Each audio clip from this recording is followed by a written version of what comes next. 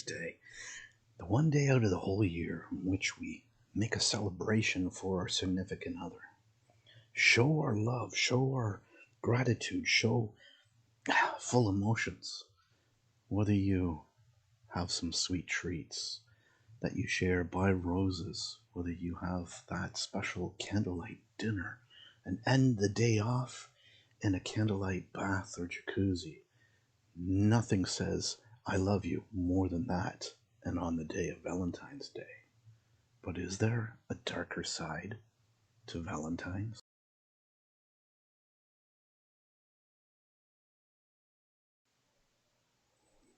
Well, this is not a conventional story about Valentine's Day that's filled with romance.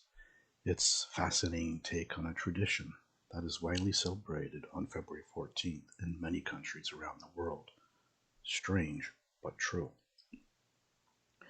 You're looking at the skull of an ancient Roman martyr named Valentine, which resides in the Roman church of Santa Maria in Casmedian. Whether or not it's the skull of the martyr who inspired Valentine's Day is a matter of some debate.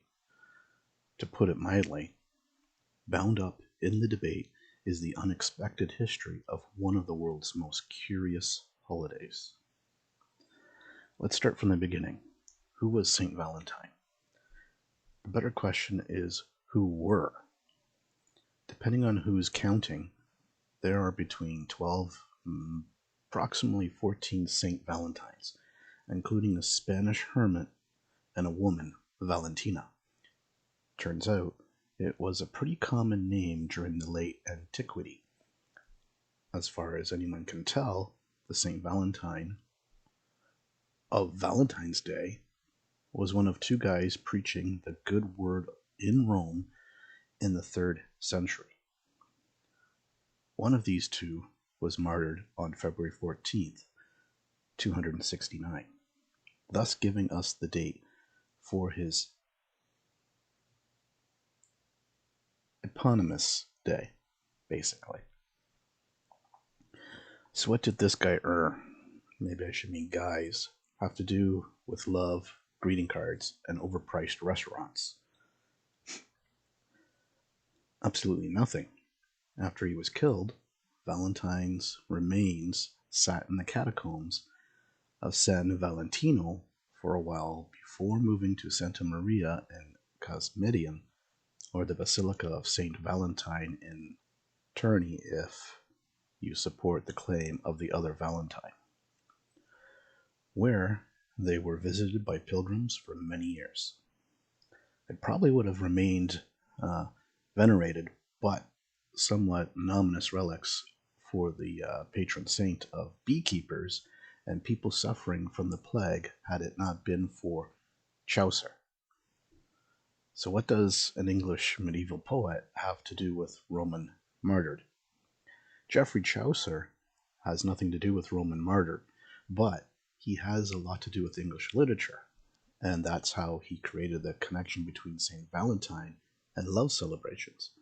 The first written connection between love and Valentine's Day appeared in his poem, Parliament of Fleurs. Written in the late 14th century, he appears to have simply invented the correlation and chalked it up to poetic license, though it's also possible that he was drawing from older contrary traditions. So Valentine's Day is basically a sham invented by a poet in order to make his lines rhyme, basically. But not exactly. Shortly after Chaucer mentioned love on Valentine's Day, real-life lovers began to send each other love poems on February 14th. It's possible that these predate Chaucer, but we simply don't know. To put that another way, people have been writing Valentines to their loved ones for over 500 years. So even if there's no direct connection to a guy who was murdered horribly by ancient Roman pagans, it's still part of a serious legacy of love. So That's actually pretty heartwarming. I thought it was just another Hallmark holiday, honestly. But not so fast.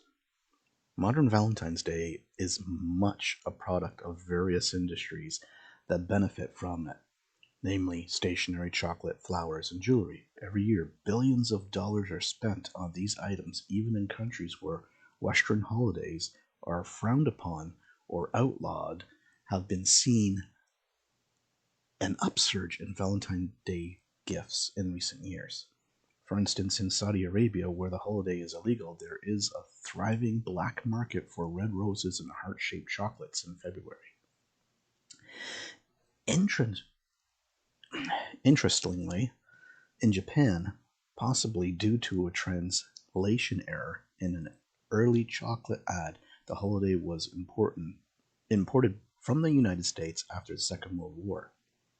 Women are expected to give chocolate to lovers, boyfriends, and even male co-workers. However, Japan also celebrates a gift-giving tradition on March 14th, where they are expected to give white chocolates of equal or greater value to anyone who gave them chocolate in February.